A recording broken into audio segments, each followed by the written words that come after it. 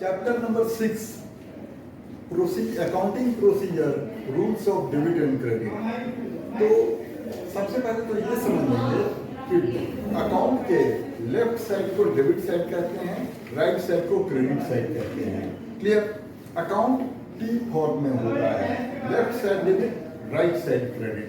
अब डेबिट में या क्रेडिट में कौन से आइटम आएंगे, इसके जो रूल्स हैं वो दो टाइप के होते हैं। एक को ट्रेडिशनल अप्रोच बोलते हैं, दूसरे को मॉडर्न अप्रोच कहते हैं। तो ट्रेडिशनल अप्रोच से अकाउंट को दो कैटेगरीज में बांट देते हैं, personal account and impersonal account. ये पर्सनल अकाउंट 3 टाइप्स के होते हैं।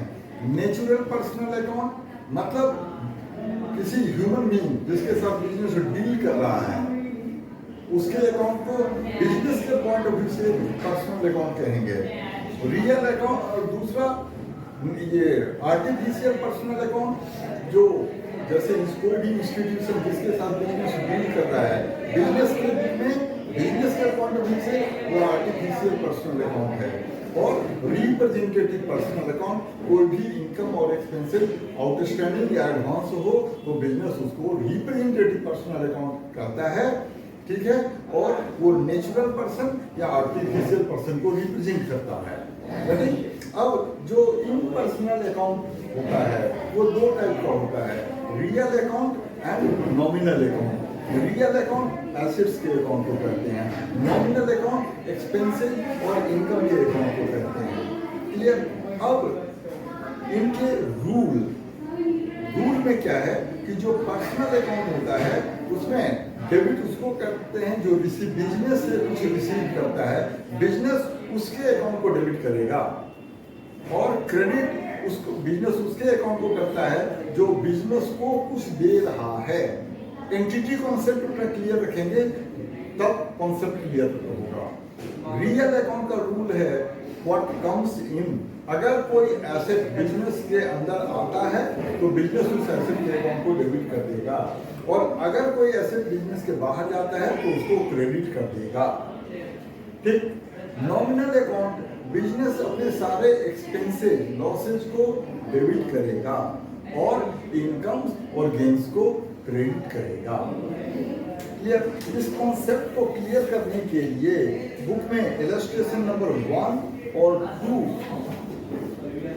ये जो है इसको हम लोग प्रैक्टिस करेंगे। ठीक है? सोचेंगे कि ये किस टाइप का अकाउंट है। ठीक है? उस 3 में क्लासिफाई करेंगे ताकि उसका कॉन्सेप्ट क्लियर हो। अब आते हैं मॉडर्न मेथड में। मॉडर्न मेथड में क्या है, ये अकाउंटिंग इक्वेशन पर बेस्ड होता है। तो एक अकाउंटिंग इक्वेशन बना लेते हैं, assets plus expenses equal to liabilities plus capital plus revenue. अब ये जो लेफ्ट साइड में एसेट्स एंड एक्सपेंसेस हैं ये अगर इंक्रीज होते हैं तो डेबिट होते हैं, डिक्रीज होते हैं तो क्रेडिट होते हैं। और राइट साइड में जो कैपिटल, रेवेन्यू और लायबिलिटी हैं ये इंक्रीज होने से क्रेडिट और डिक्रीज होने से डेबिट होते हैं। ये सभी याद रखेंगे। ठीक है? अब थोड़ा बैलेंसिंग ऑफ अकाउंट भी सीखते हैं। बैलेंसिंग ऑफ अकाउंट का प्रोसीजर क्या होगा वो समझेंगे। बैलेंसिंग ऑफ अकाउंट में क्या है कि सबसे पहले एक टी फॉर्म बनाएंगे, ऊपर में कैपिटल लेटर में नाम लिखेंगे, पूरा अकाउंट पूरा लिखेंगे। प्रॉपर नाउन अगर कोई हो तो उसका आगे अकाउंट नहीं भी लिख सकते हैं। राम श्याम मोहन का अकाउंट हो तो उसमें डेबिट क्रेडिट नहीं भी लिख सकते हैं। अदरवाइज राम्स अकाउंट पूरा कैपिटल लेटर में लिखेंगे और उसी रो में एक्सट्रीम राइट में जाकर के DR डॉट और राइट में CR डॉट, मतलब left side debit side, right side credit side, ऐसा लिखेंगे। फिर डेबिट और क्रेडिट में 3 कॉलम बना लेंगे, डेट, पर्टिकुलर्स और रुपीज। क्रेडिट में भी डेट, पर्टिकुलर्स एंड रुपीज।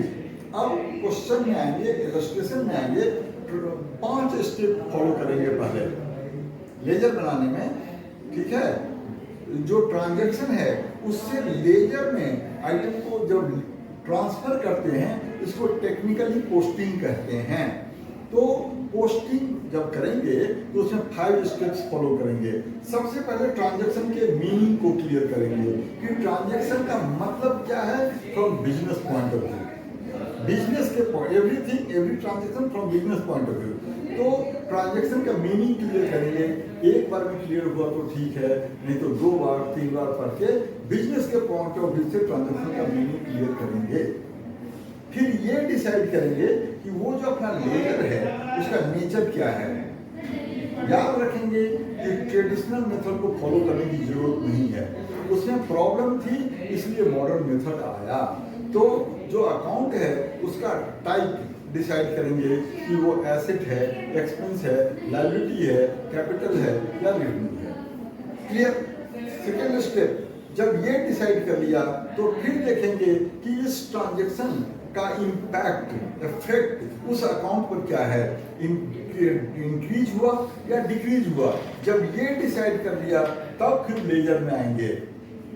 अगर इंक्रीज हुआ है तो इंक्रीज का पहले डेट लिखेंगे, किस डेट को इंक्रीज हुआ, फिर पर्टिकुलर में 2 से स्टार्ट करेंगे। क्लियर। और उस ट्रांजैक्शन का जो अदर पार्ट है जिसकी वजह से वो इंक्रीज या डिक्रीज हुआ है उसका नाम और अकाउंट लिख देते हैं, फिर अमाउंट लिखते हैं। ऐसे ही सारे ट्रांजैक्शन के साथ करते हैं। फिर अब आते हैं लेजर की अकाउंट की बैलेंसिंग। जो साइड डेबिट के अमाउंट को देखते हैं, क्रेडिट के अमाउंट को देखते हैं।